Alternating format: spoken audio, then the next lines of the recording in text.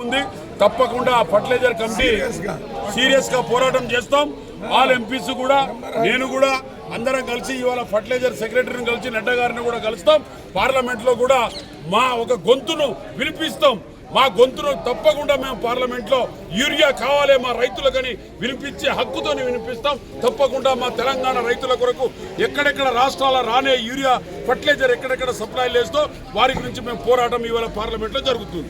ఇంకో ముఖ్యమైన విషయము రామగుండం ఫర్టిలైజర్ కూడా నిర్లక్ష్యం ఉంది. తప్పకుండా ఫర్టిలైజర్ కమిటీ సీరియస్ గా పోరాటం చేస్తాం. ఆల్ ఎంపీస్ కూడా నేను కూడా అందరం కలిసి ఇవాళ ఫర్టిలైజర్ సెక్రటరీని కలిసి నడ్డా గారిని కూడా కలుస్తాం. పార్లమెంట్ లో కూడా మా ఒక గొంతును వినిపిస్తాం.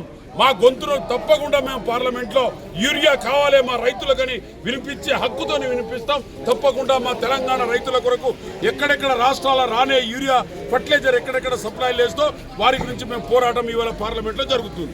ఇంకో ముఖ్యమైన విషయము రామగుండం ఫర్టిలైజర్ కూడా నిర్లక్ష్యం